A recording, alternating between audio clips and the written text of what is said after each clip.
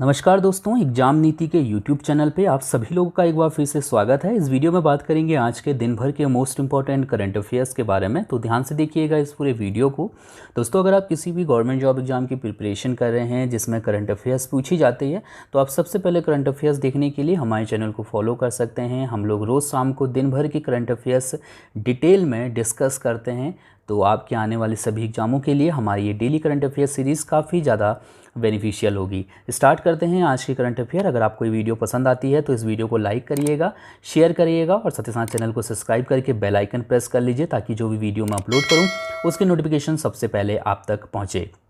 इसके अलावा मेरी डेली जीके सीरीज़ भी चल रही है अभी, तो आप उसको भी ज्वाइन कर सकते हैं। हमारी डेली जीके सीरीज़ की जो और वीडियोस हैं वो आपको आई बटन पे मिल जाएंगे। बाकी रोज़ मॉर्निंग में 11 से 12 बजे के बीच में आपको एक जीके का हम लोग टेस्ट लेते हैं, तो वो टेस्ट आप अटेंड कर सकते हैं। 25 क्वेश्चन का होता है वो, तो उसमें क्वेश्चन काफ़ी अच्छे लेवल के करवाए जाते हैं, तो आपकी अच्छी खासी जो है वहाँ पर प्रैक्टिस हो सकती है।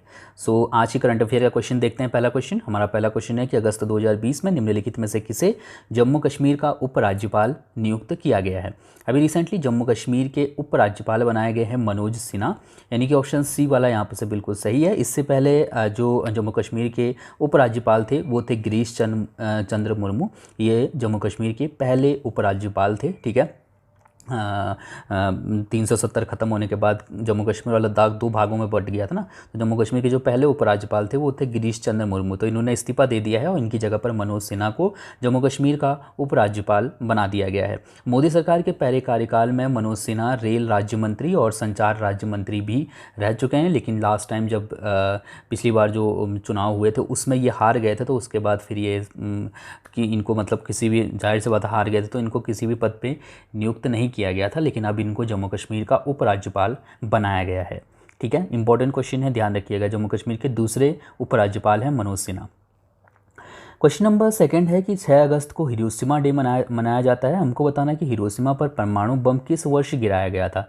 हिरोशिमा दिवस मनाते हैं हम लोग 6 अगस्त को, और हिरोशिमा पर परमाणु बम गिराया गया था 1945 में, यानी कि ऑप्शन डी वाला बिल्कुल सही है। आप सभी को पता होगा कि द्वितीय विश्व युद्ध के दौरान हिरोशिमा पर परमाणु बम फेंका था अमेरिका ने, ठीक है। तो 6 अगस्त 1945 की ये घटना है।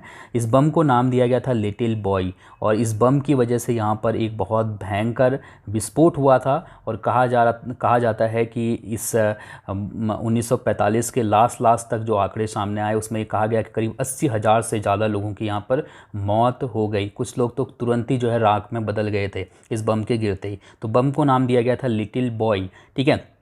वहीं 3 दिन बाद एक और बम जो है अमेरिका ने जापान पे फेंका, और जापान के नागासाकी शहर पर, और इस बम को नाम दिया गया था फैट मैन, और इसमें भी करीब 40,000 से ज़्यादा लोगों की जान चली गई थी, ठीक है। तो हम लोग 9 अगस्त को जो नागासाकी डे मनाया जाता है उसके बारे में मैं फिर आपको और चीज़ें बताऊंगा 9 अगस्त वाली वीडियो में, ठीक है। फिलहाल में हम यहाँ पर क्योंकि 6 अगस्त की जो हिरोशिमा डे है उसकी बात यहाँ पर कर रहे हैं, मैंने आपके लिए लिख दिया ये वाला पॉइंट। मैं आपको 9 अगस्त को एक बार फिर से जो है इसके बारे में कुछ और डिटेल जानकारी दूंगा। तो फिलहाल में आप ये याद रखिएगा कि हिरोशिमा डे कब मनाते हैं और कब ये जो हमला हुआ था हिरोशिमा पे, जो परमाणु बम फेंका गया था, वो कब फेंका गया था, और साथ ही साथ उस बम का नाम क्या था। इसके बाद क्वेश्चन नंबर थर्ड है कि अगस्त 2020 में निम्नलिखित में से कौन सबसे ज़्यादा अंतर्राष्ट्रीय छक्के लगाने वाले कप्तान बन गए हैं। सबसे ज़्यादा अंतर्राष्ट्रीय छक्के लगाने वाले कप्तान बन गए हैं इयोन मॉर्गन, ठीक है। ये इंग्लैंड के कप्तान हैं वर्तमान में, और सबसे ज़्यादा अंतर्राष्ट्रीय 6 जो है इन्होंने लगाए हैं। आपकी जानकारी के लिए बता दूं कि बतौर कप्तान इंटरनेशनल क्रिकेट में 215 छक्के इन्होंने लगाए हैं। दूसरे स्थान पे महेंद्र सिंह धोनी है। महेंद्र सिंह धोनी ने 211 छक्के लगाए हैं बतौर कप्तान। वहीं पर अगर हम बात करें तीसरे स्थान की, तो तीसरे स्थान पे आते हैं ऑस्ट्रेलिया के रिकी पॉन्टिंग, और इन्होंने 171 छक्के लगाए हैं, ठीक है। याद रखिएगा कि हम इंटरनेशनल क्रिकेट में छक्के लगाने की यहाँ पर बात कर रहे हैं, ठीक है। तो ये टॉप 3 खिलाड़ी यहाँ पर आप दिख रहे हैं। पहले नंबर पर इयोन मॉर्गन है, जो कि इंग्लैंड के कप्तान हैं। पूर्व भारतीय कप्तान महेंद्र सिंह धोनी, ठीक है, अब तो विराट कोहली हो चुके हैं कप्तान, एंड रिकी पॉन्टिंग जो कि ऑस्ट्रेलिया के कप्तान रह चुके हैं, ठीक है, तीसरे नंबर पे।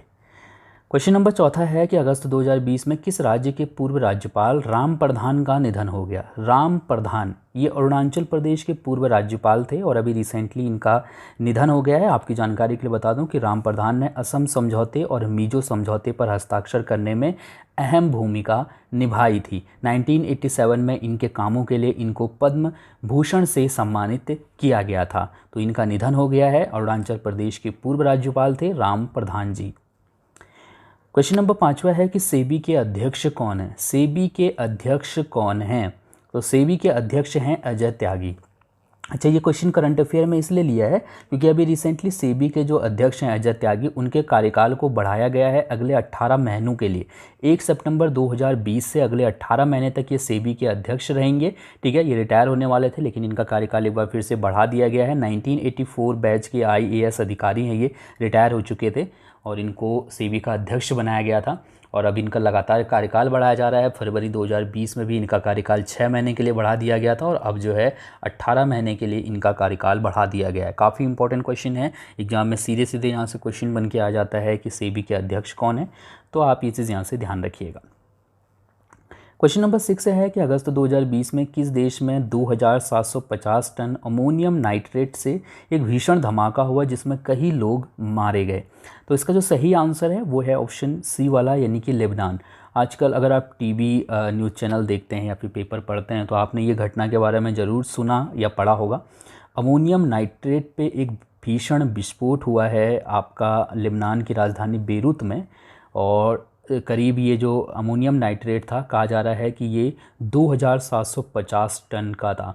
तो मतलब कह सकते हो कि यहाँ पर काफ़ी टाइम से जब्त किया हुआ जो है अमोनियम नाइट्रेट रखा जा रहा था बिना किसी सिक्योरिटी के, मतलब उसके इतने बंदोबस्त नहीं थे क्योंकि जिस तरीके से ये ज्वलनशील है, विस्फोटक है, लेकिन इसकी सुरक्षा के उतने इंतजाम नहीं किए गए थे और उसका अब जो परिणाम है वो लेबनान भुगत रहा है। जो ये अमोनियम नाइट्रेट है इसमें एक भीषण धमाका हुआ। धमाका इतना भीषण था कि इसमें 10 किलोमीटर के पूरे इलाके को इसने पूरी तरीके से तबाह कर दिया। इस धमाके की जो तीव्रता है वो रिएक्टर स्केल पर लगभग 4.5 से ज़्यादा आंकी गई है। यानी कह सकते हो आप कि भूकंप की तीव्रता के जैसी, मतलब 4.5 की जो भूकंप की जो तीव्रता होती है उतनी ही तीव्रता जो है यहाँ पर इस धमाके के बाद देखी गई। इतना कंपन मतलब जो है पूरी भूमि में हुआ है। तो इससे कई 100 लोग मारे गए हैं और हज़ारों की संख्या में लोग घायल हुए हैं। बिल्डिंगें पूरी तरीके से बर्बाद हो गई हैं। खास करके ये जो अमोनियम नाइट्रेट वाला जो इलाका था वहाँ पर तो पूरा जो है एकदम तबाह हो चुका है एरिया। ठीक है, तो ये काफ़ी महत्वपूर्ण घटना है, आप इसके बारे में ज़रूर याद रखिएगा। आप देखिएगा अगर आप आने वाले टाइम में कुछ एग्ज़ाम देते हैं, अगर मान के चलिए 5 से 7 एग्ज़ाम अगर आपके होते हैं तो उसमें से 2-3 एग्ज़ामों में ये क्वेश्चन 100% देखने को मिल जाएगा क्योंकि ऐसी घटनाएं जो कि पूरे विश्व का ध्यान अपनी तरफ आकर्षित करती हैं, ऐसे क्वेश्चन एग्ज़ाम में अक्सर देखने को मिलते हैं।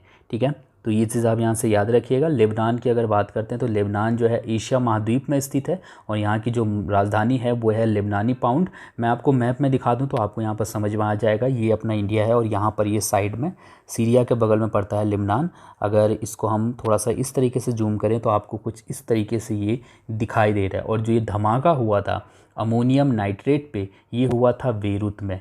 ठीक है, तो यहाँ से क्वेश्चन ऐसे भी बन के आ सकता है कि किस विस्फोटक के कारण लेबनान की राजधानी बेरूत में एक भीषण धमाका हुआ अगस्त 2020 में। तो आपको उस वक्त उस मिश्रण का या फिर आपको उस पदार्थ का नाम बताना होगा जिसकी वजह से ये धमाका हुआ, अमोनियम नाइट्रेट। ठीक है, क्वेश्चन नंबर 7वां है कि निम्नलिखित में से किस राज्य में तेंदुपत्ता संग्राहकों के लिए शहीद महेंद्र कर्मा तेंदुपत्ता संघर्ष समाज सुरक्षा योजना का शुभारंभ किया गया। तो अभी रिसेंटली एक योजना शुरू हुई है, ये योजना है छत्तीसगढ़ सरकार की। योजना का नाम आप याद रख सकते हैं, इस योजना का नाम है शहीद महेंद्र कर्मा तेंदुपत्ता संघर्ष समाज सुरक्षा योजना। ठीक है, इसके अंतर्गत जो तेंदुपत्ते को जो इकट्ठा करने वाले जो लोग हैं, बेसिकली जो तेंदुपत्ता होता है उसका इस्तेमाल किया जाता है बीड़ी बनाने में। आप देखते होंगे बीड़ी में जो बाहर से पत्ता लगा होता है वो तेंदू का पत्ता होता है।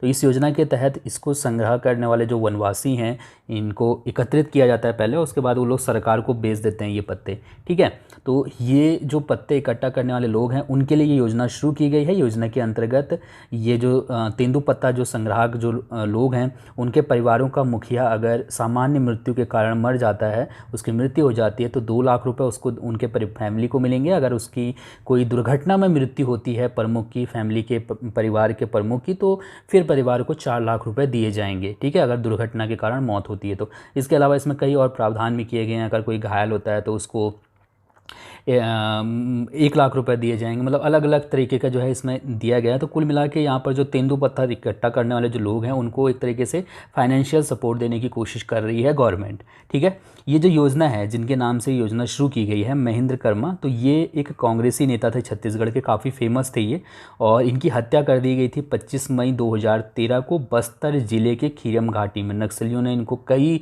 गोलियां मारी थी। ठीक है, तो इनको जो है मतलब छन्नी कर दिया था गोलियां मार के। तो इन्हीं के नाम से जो है इस योजना को शुरू किया गया है। क्वेश्चन नंबर 8वां है कि सुमित नागल का संबंध कौन से खेल से है। सुमित नागल भारत के एक फेमस खिलाड़ी हैं और ये भारत के एक फेमस टेनिस खिलाड़ी हैं, यानी कि ऑप्शन डी वाला यहाँ पर से बिल्कुल सही है। हाल ही में सुमित नागल को यूए ओपन में सीधी एंट्री मिली है। यूए ओपन से कहीं यूएस होगा यहाँ पर, यूए नहीं, यूएस ओपन है ये। ठीक है, यूएस ओपन में सीधी एंट्री मिली है सुमित नागल को। क्या है कि यूएस ओपन से कई जो टेनिस खिलाड़ी हैं, दुनिया के शीर्ष टेनिस खिलाड़ी, उन्होंने अपना नाम वापस ले लिया है अलग अलग कारणों से। तो जिसकी वजह से जो और खिलाड़ी जो नीचे रैंक में थे उनको जो है यहाँ पर मौका मिल गया है खेलने का। दुनिया के 127वें नंबर के खिलाड़ी हैं सुमित नागल, और इनको जो है यहाँ पर सीधी एंट्री मिल गई है, यानी कि ये आपको यूएस ओपन में खेलते हुए मिल जाएंगे। और ये एकमात्र भारतीय हैं जिनको यूएस ओपन खेलने का मौका मिलेगा। ठीक है, तो टेनिस के खिलाड़ी हैं ये। क्वेश्चन नंबर 9 है कि raw history of India covered operations नामक पुस्तक के लेखक कौन है। तो अभी रिसेंटली एक बुक प्रकाशित हुई है, raw history of India's covered operations. इस पुस्तक के लेखक हैं यतीश यादव। तो ऑप्शन डी वाला यहाँ पर से बिल्कुल सही है। इस पुस्तक में भारतीय जांच एजेंसी, जो जासूसी एजेंसी है हमारी रॉ, उसके बारे में कई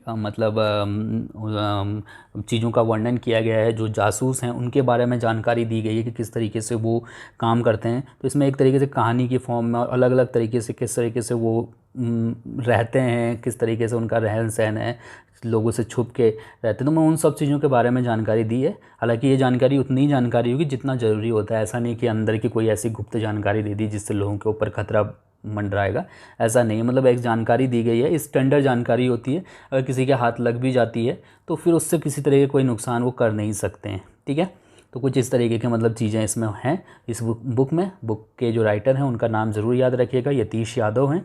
रॉ का बात करते हैं तो रॉ का मुख्यालय नई दिल्ली में है। स्थापना 21 सितंबर 1968 को हुई थी। इसके जो प्रमुख है वर्तमान में वो हैं सामंत गोयल। क्वेश्चन नंबर 10वां है कि अगस्त 2020 में भारत सरकार ने संयुक्त राष्ट्र विकास साझेदारी निधि में कितनी राशि का योगदान दिया है। सो अभी रिसेंटली भारत सरकार ने भारत संयुक्त राष्ट्र विकास साझेदारी निधि में 15.5 मिलियन डॉलर की राशि का योगदान दिया है, यानी कि ऑप्शन बी वाला यहाँ पर से बिल्कुल सही है। आपकी जानकारी के लिए बता दूं कि भारत संयुक्त राष्ट्र विकास साझेदारी निधि का गठन 2017 में किया गया था। इसका उद्देश्य 2030 तक सतत विकास के लक्ष्यों को प्राप्त करने के लिए विकासशील देशों का समर्थन करना है। जो विकासशील देश हैं वहाँ पर कुछ सतत विकास लक्ष्य रखे गए हैं 2030 तक के लिए। ठीक है, तो उन विकासशील देशों के लिए मतलब उन लक्ष्यों को प्राप्त करने के लिए कुछ पैसे की भी ज़रूरत होती है। तो भारत ने जो है अपनी तरफ से 15.5 मिलियन अमेरिकी डॉलर दे रखे हैं संयुक्त राष्ट्र को इस बार। ठीक है, इसके बाद क्वेश्चन नंबर 11वां है कि अगस्त 2020 में पेटीएम ने किसे अपने ऋण कारोबार का सीईओ नियुक्त किया है। सो अभी रिसेंटली पेटीएम ने अपने ऋण कारोबार का सीईओ बनाया है भावेश गुप्ता को, यानी कि ऑप्शन ई वाला यहाँ पर से बिल्कुल सही है। भावेश गुप्ता क्लिक्स कैपिटल के संस्थापक सदस्य और सीईओ रह चुके हैं और अब इनको पेटीएम का जो ऋण कारोबार है उसका सीईओ बनाया गया है। ठीक है, तो ये आप यहाँ से याद रख सकते हैं। आज ही इनकी नियुक्ति हुई है, तो ध्यान रखिएगा इस चीज़ को। अब बात करते हैं क्वेश्चन नंबर 12वें की कि टिकटॉक निम्नलिखित में से किस देश में अपना पहला यूरोपीय सेंटर खोलेगा। टिकटॉक अपना पहला यूरोपीय सेंटर खोलने वाला है आयरलैंड में, यानी कि ऑप्शन सी वाला यहाँ से बिल्कुल सही है। इस सेंटर को 420 मिलियन यूरो के निवेश के साथ खोला जाएगा और ये यूरोप का मतलब यूरोप में स्थित टिकटॉक का पहला सेंटर होगा। आयरलैंड में खोला जाएगा। ये आयरलैंड की राजधानी डबलिन है, मुद्रा यहाँ की यूरो है। अगर मैं आपको मैप में दिखाऊं, यूरोप में स्थित है आयरलैंड, तो ये अपना इंडिया है और यहाँ अगर आप देखेंगे तो ये है आयरलैंड और यहीं पर टिकटॉक अपना पहला यूरोपीय सेंटर खोलने वाला है। ठीक है, अब बात करते हैं आपके लिए कल के प्रश्न की। इस प्रश्न का उत्तर आपको कमेंट करके बताना था। आपके लिए प्रश्न था कि काकरापार परमाणु ऊर्जा संयंत्र किस राज्य में स्थित है। तो इसका जो सही आंसर था वो था ऑप्शन ए वाला, यानी कि गुजरात में। आप में से मैक्सिमम लोगों ने इसका आंसर बिल्कुल सही दिया था। तो याद रखिएगा, इंपॉर्टेंट क्वेश्चन एग्जाम में आपसे पूछा जा सकता है। अभी इस संयंत्र का जो तीसरा रिएक्टर था उसको शुरू किया गया है, पूरी तरीके से स्वदेशी था वो, और 700 मेगावाट जो है वो बिजली का उत्पादन करने में सक्षम था। ठीक है, सक्षम है मतलब अभी देश का सबसे बड़ा रिएक्टर है काकरापार परमाणु ऊर्जा संयंत्र, जो तीसरा जो रिएक्टर अभी खोला गया है। ठीक है, तो गुजरात में स्थित है ये। अब बात करते हैं आपके लिए आज के प्रश्न की, और इस प्रश्न का उत्तर आप मुझे कमेंट करके बता सकते हैं। आपके लिए आज का प्रश्न है कि अगस्त 2020 में किस राज्य ने न्यायिक सेवा में अति पिछड़ा वर्ग के अभ्यर्थियों के लिए आरक्षण 1% से बढ़ाकर 5% कर दिया है। किस राज्य ने न्यायिक सेवा में अति पिछड़ा वर्ग के अभ्यर्थियों के लिए आरक्षण की जो सीमा थी 1% उसको बढ़ाकर 5% कर दिया है, ये आपको बताना है। थैंक यू सो मच इस वीडियो को देखने के लिए। आपका दिन शुभ हो। धन्यवाद। अगर आपको कोई चीज़ इसमें समझ में ना आई हो तो आप कमेंट करके मुझसे पूछ सकते हैं। Thank you.